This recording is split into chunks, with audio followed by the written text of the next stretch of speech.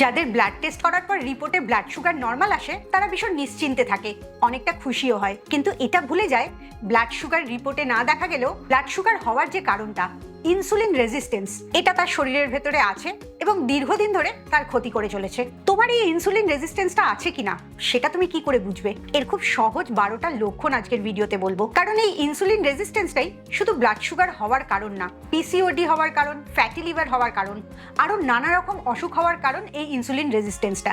তাই এটাকে ঠিক রাখলে তুমি অনেকগুলো অসুখ থেকে নিজেকে রক্ষা করতে পারবে। কিভাবে বুঝবে তোমার শরীরে ইনসুলিন রেজিস্ট্যান্স হচ্ছে আর কিভাবেই বা সেটা থেকে বেরোবে? এই সব কটা প্রশ্নের উত্তর যদি তুমি জানতে চাও তাহলে আজকের ভিডিওটা ভীষণ মন দিয়ে দেখো। Welcome to good life with Sukarna. আমি লাইফস্টাইল কারেকশন কোচ। তার জন্য তোমাকে শুধু ডায়েট প্ল্যান দেওয়াটা আমার কাজ না, তোমার অভ্যাসের ছোট ছোট পরিবর্তন করে তোমার ওজন কমানো, সুস্থতা ফিরিয়ে আনা, মেন্টাল হেলথ ঠিক করা, ঘুম ঠিক করা, এই সব কটাই আমার কাজ। আর তুমি যদি আমার পার্সোনাল গাইডেন্সে জীবনটা বদলানো শুরু করতে চাও তার প্রথম স্টেপ হচ্ছে 7 ডেজ চ্যালেঞ্জ।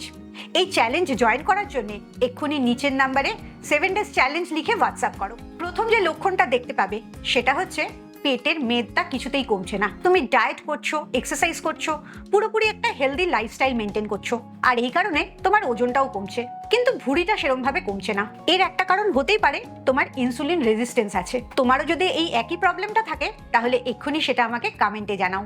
2 নম্বর যে প্রবলেমটা লক্ষ্য করতে পারবে সেটা হচ্ছে কোনো খাওয়ার 2 ঘন্টা পরেই তোমার আবার খিদে পেয়ে যায়, কিছু একটা খেতে ইচ্ছে করে, হয় বিস্কিট নয় চা বা কোনো টুকটাক স্ন্যাক্স, স্পেশালি নুন, চিনি আর তেল আছে এরকম জিনিস, অথচ শরীর 2 ঘন্টার মধ্যে তোমার খাবারটা হজম করতে পারে না।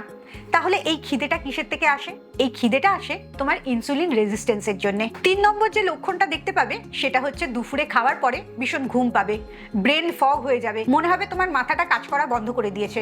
কিছুক্ষণ রেস্ট নেওয়া, শুয়ে থাকা বা কিছুক্ষণ হাঁটাহাঁটি করার পর আবার মাথাটা অ্যাক্টিভ হচ্ছে, এটাও একটা ইনসুলিন রেজিস্ট্যান্সের লক্ষণ। 4 নম্বর লক্ষণটা হচ্ছে তোমার ঘাড়ের পেছনে কালো দাগ হয়ে যাবে আর চামড়াটা ভেলভেটের মতো হয়ে যাবে, পুরু হয়ে যাবে, এটাও ইনসুলিন রেজিস্ট্যান্সের একটা বড় কারণ। 5 নম্বর কারণটা হচ্ছে তুমি যতই ভালো করে ঘুমাও, যতই তোমার খাবার ঠিকঠাক মেনটেন করো, হাঁটা চলা করো, তাও সারাদিনের এনার্জিটা ঠিক পাও না, কেরম যেন সবসময় ল্যাথার্জি লাগে, এটাও ইনসুলিন রেজিস্ট্যান্সেরই একটা লক্ষণ।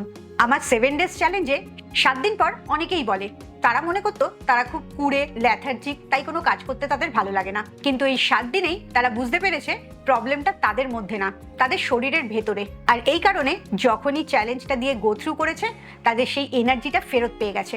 যে কটা পেন্ডিং কাজ ছিল বেশিরভাগটাই তারা 7 দিনের মধ্যে শেষ করতে পেরেছে। তুমিও কি চাও তোমার ল্যাথার্জির থেকে বেরিয়ে আসতে? তাহলে এক্ষুনি 7 ডেজ চ্যালেঞ্জ জয়েন করার জন্য নিচের নাম্বারে 7 ডেজ চ্যালেঞ্জ লিখে হোয়াটসঅ্যাপ করো। 6 নম্বর কারণটা অনেকেই বুঝতে পারে না ইনসুলিন রেজিস্ট্যান্সের কারণ, সেটা হচ্ছে সারাক্ষণ কিরম ব্রেন ফগ হয়ে থাকে, ড্রাউজি লাগে, মন দিয়ে কোনো কাজ করাই যায় না। এটা অনেকেই মানসিক সমস্যা বলে ভুল করে, কিন্তু এটা মানসিক না, তোমার ইনসুলিন রেজিস্ট্যান্সের সমস্যা। 7 নম্বর কারণটা নিশ্চয়ই তোমার আছে, সেটা হচ্ছে প্রচন্ড মাত্রায় সুগার ক্রেভিং। মিষ্টি না খেলে তোমার মুডটা একদম নষ্ট হয়ে যায়, সেটা যে কোনো ধরনের মিষ্টি হতে পারে, এটাও ইনসুলিন রেজিস্ট্যান্সের জন্যই হয়ে থাকে। এই জায়গায় প্রচুর মানুষ একটা ভুল ধারণায় ভোগে, সেটা হচ্ছে যাদের ওজন কম তারা মনে করে তাদের ইনসুলিন রেজিস্ট্যান্স হতেই পারে না। এই ধারণাটা একদম ভুল। তুমি মোটা হও বা রোগা হও, ইনসুলিন রেজিস্ট্যান্স হতেই পারে, এবং ভারতে হিসেব করে দেখলে হয়তো অর্ধেকের বেশি লোকেরই ইনসুলিন রেজিস্ট্যান্স আছে, কারণ প্রতি 3 জনের মধ্যে একজনের ডায়াবেটিস আছে, ফ্যাটি লিভার আছে, এবং প্রচুর মহিলারই পিসিওএস আছে। তাহলে ধরে নেওয়াই যায় যাদের এই অসুখগুলো নেই তাদের মধ্যেও প্রচুর লোকেরই ইনসুলিন রেজিস্ট্যান্স আছে। এবারে বলবো সেই 8 নম্বর লক্ষণটা, পিসিওএস। অধিকাংশ মেয়ের মধ্যেই এটা পাওয়া যাচ্ছে, এটার একটা বড় কারণ ইনসুলিন রেজিস্ট্যান্স।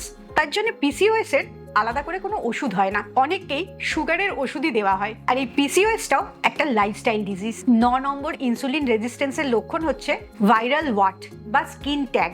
শরীরের মধ্যে একটু ব্রাউন কালারের উঁচু মতন মাংস তৈরি হয়, এই মাংসটা ঘাড়ের পেছনে, কোমরে, হাতের নিচে এইসব জায়গায় বেশি লক্ষ্য করা যায়। তুমি ভাবছো হঠাৎ করে তোমার এই স্কিন ট্যাগ গুলো হচ্ছে, এগুলোকে তুমি কি করে বাদ দেবে? অনেকেই আবার ভাবে এগুলো কোনো সমস্যাই না, জাস্ট একটুখানি বাদ দিয়ে দিলেই হলো। আসলে একদমই তা না, তোমার রক্তের ভেতরে ইনসুলিন রেজিস্ট্যান্স হচ্ছে, তার জন্য এই স্কিন ট্যাগ গুলো হচ্ছে। তাই এইগুলোকে বাইরের থেকে ট্রিটমেন্ট না, ভেতর থেকে ঠিক করতে হবে। 10 নম্বর লক্ষণটা দেখো তো তোমার আছে কিনা। মাঝরাত্রে হঠাৎ করে ঘুম ভেঙে যাচ্ছে, কিংবা অনেক ভোরবেলা ঘুম ভেঙে যাচ্ছে, ঠিক করে ডিপ স্লিপটা হচ্ছে না, এটা হতেই পারে তোমার ইনসুলিন রেজিস্ট্যান্সের কারণ। 11 নম্বর কারণটা একটু কমপ্লিকেটেড। ইনসুলিন রেজিস্ট্যান্স হওয়ার জন্য কর্টিসল বাড়ে, আবার কর্টিসল বাড়ার জন্য ইনসুলিন রেজিস্ট্যান্স হয়। তার মানে তোমার যখন স্ট্রেস বাড়ছে তখন রক্তে ইনসুলিন রেজিস্ট্যান্স আসছে, আবার যখন ইনসুলিন রেজিস্ট্যান্স তৈরি হয়ে যাচ্ছে তার জন্য তোমার কর্টিসল হরমোন, যেটাকে স্ট্রেস হরমোন বলা হয়, সেটা বেড়ে যাচ্ছে। তাই ইনসুলিন রেজিস্ট্যান্স ঠিক করার জন্য মনটাকে তোমার ঠিক রাখতে হবে। 12 নম্বর কারণটা এখনকার দিনে সব মানুষের মধ্যেই আছে, সেটা হচ্ছে নিজের সাথে নিজের সংযোগ হারিয়ে ফেলা, নিজের সাথে একটু সময় কাটানো, নিজের মনের কথাটা শোনা, বোঝা, নিজেকে একটু ভালোবাসা। এগুলো যত হারিয়ে যাচ্ছে তত তোমার মধ্যে স্ট্রেস বাড়ছে, একাকিত্ব বাড়ছে, মন খারাপ বাড়ছে, আর এইগুলোর সব প্রভাব পড়ছে তোমার শরীরের মধ্যে। অ্যাজ এ রেজাল্ট তোমার ইনসুলিন রেজিস্ট্যান্স তৈরি হচ্ছে। ইনসুলিন রেজিস্ট্যান্সের 12টা লক্ষণ তো শুনলে, এগুলোর থেকে বেরিয়ে আসার একটাই উপায়, লাইফস্টাইল কারেকশন। কারণ ইনসুলিন রেজিস্ট্যান্সটা তোমার জীবনযাপনের ভুলের জন্য হয় এবং রাতারাতি তুমি সেই ভুলগুলো শুধরাতে পারবে না। ছোট ছোট স্টেপে তোমাকে ভুলগুলো শুধরাতে হবে। তাই আজকে থেকেই কয়েকটা ছোট স্টেপ নেওয়া শুরু করবে। যেমন প্রতিটি খাওয়ার পরে 10 থেকে 15 মিনিট হাঁটবে। 2 নম্বর যেটা করবে সেটা হচ্ছে প্রতিটি খাবারে যথেষ্ট পরিমাণে প্রোটিন রাখবে। নিরামিষ হলে পনির বা ছানা, টোফু, সয়াবিন, আর আমিষ হলে মাছ, মাংস, ডিম। রাত্রিবেলা ঘুমাবার আগে অবশ্যই নিজের মনটাকে, মাথাটাকে শান্ত করে নেবে, না হলে কিছুতেই তোমার ভালো ঘুম হবে না। এই জন্যে তুমি গ্র্যাটিটিউড প্র্যাকটিস করতে পারো, ডিপ ব্রিদিং করতে পারো, বা কোনো গাইডেড মেডিটেশনও করতে পারো। মাথার সারাদিনের অশান্তিগুলোকে বাদ দিয়ে মনটাকে শান্ত করে নিশ্চিন্তে ঘুমানো। এই 12টা লক্ষণের মধ্যে যদি কোনো লক্ষণ তোমার মধ্যে দেখা যায় তাহলে অবশ্যই ডাক্তারের পরামর্শ নেবে এবং নিজের জীবনযাপনটা পরিবর্তন করবে। হতে পারে এগুলোর কারণ ইনসুলিন রেজিস্ট্যান্সের থেকে আরো অ্যাডভান্স কিছু হয়ে গেছে। তাই জন্য দেরি না করে এক্ষুনি নিজের জীবনযাপনটা পরিবর্তন করতে শুরু করো। তুমি কি জানতে চাও কিভাবে এই ইনসুলিন রেজিস্ট্যান্স থেকে বেরিয়ে আসতে পারবে, তাও পুরোপুরি সায়েন্টিফিক এভিডেন্সের সাথে? তাহলে আমার পরের ভিডিওটার জন্য অপেক্ষা করো। খুব ভালো থাকো, মানসিক আর শারীরিকভাবে একদম সুস্থ থাকো। আবার পরের ভিডিওতে তোমাদের সাথে দেখা হচ্ছে।